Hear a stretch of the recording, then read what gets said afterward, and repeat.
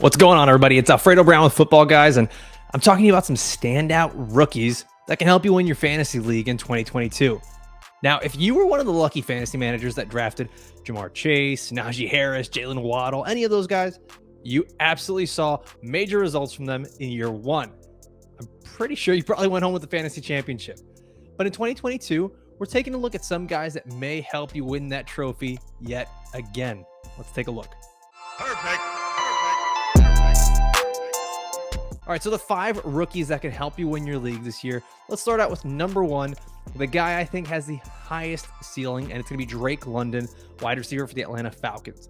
He's currently being drafted as the wide receiver 36 in redraft leagues here with his ADP in July. Now, that's an early 7th round ADP. As a guy that I'm drafting as a fringe wide receiver 3, maybe wide receiver 4, that's an incredible price for someone who's going to be seeing a lot of targets. Listen, he was the 8th overall pick for the Atlanta Falcons. He has the high draft capital. He has the production profile coming out of USC, and he's got very little competition for targets in Atlanta. The only other guy that's going to be catching balls over there is going to be Kyle Pitts. Now, I get it. There's a few things that make you a little iffy, right? With Marcus Mariota, Desmond Ridder. What's the offense going to look like? But you got to always remember the number 1 rule in fantasy is that volume is going to be king.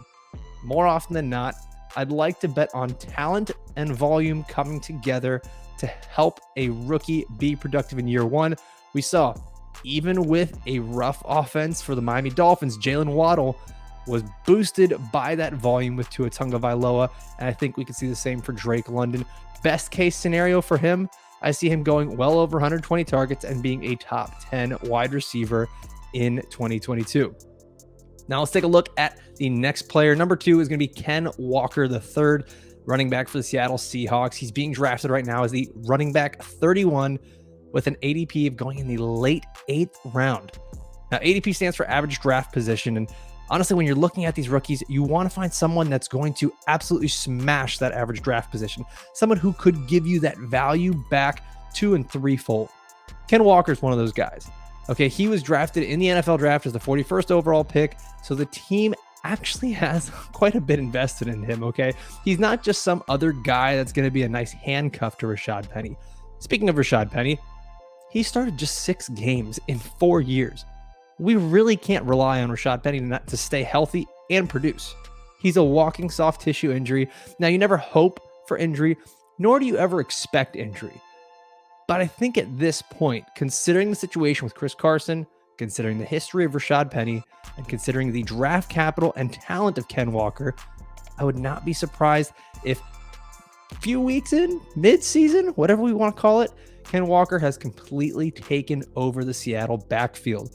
Now, I know they're not the best offense. This is another kind of similar situation with Drake London in Atlanta.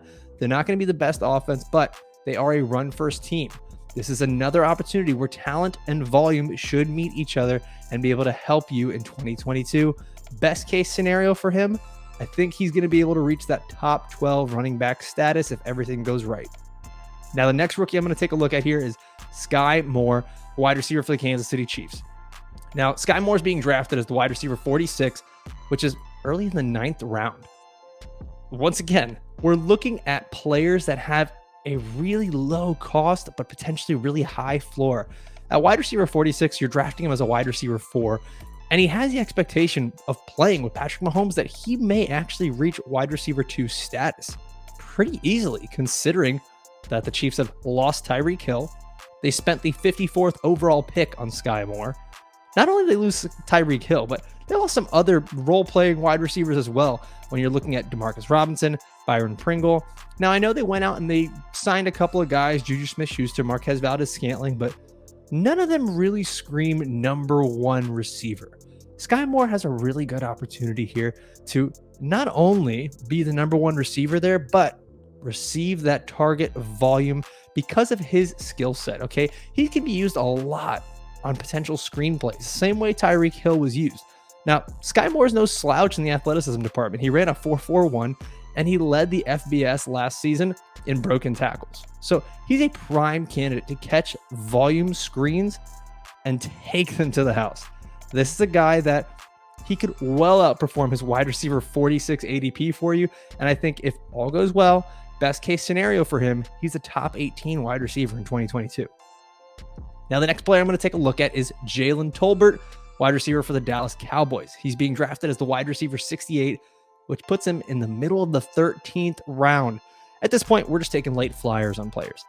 Now, the Cowboys drafted him with the 88th overall pick, and let's take a look at the Cowboys, right? Last season, they were number 1 in total offense, 3rd in passing offense.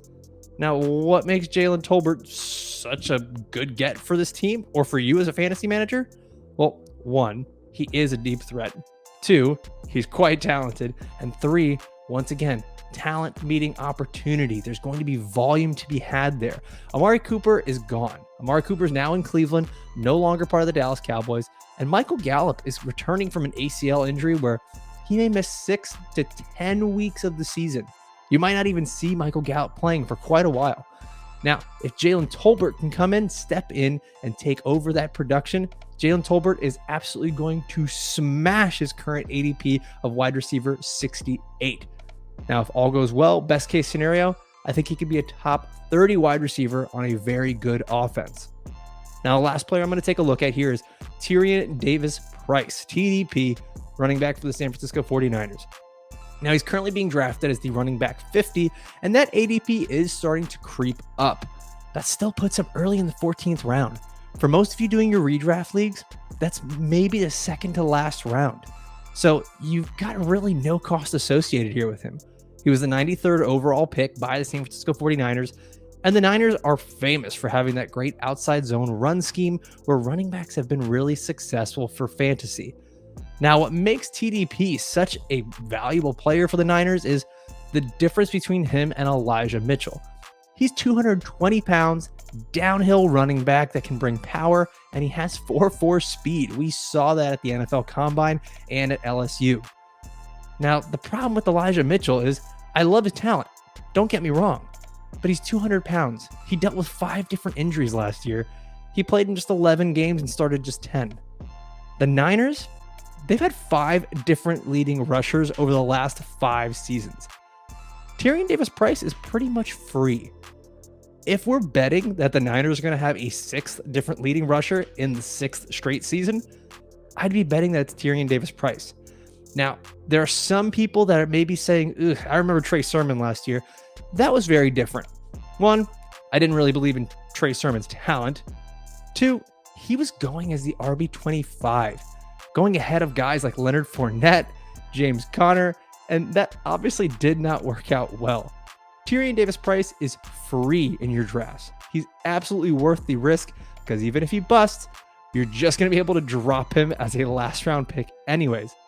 Now, best case scenario for him, he takes full control over the San Francisco backfield and he's a top 24 running back in 2022.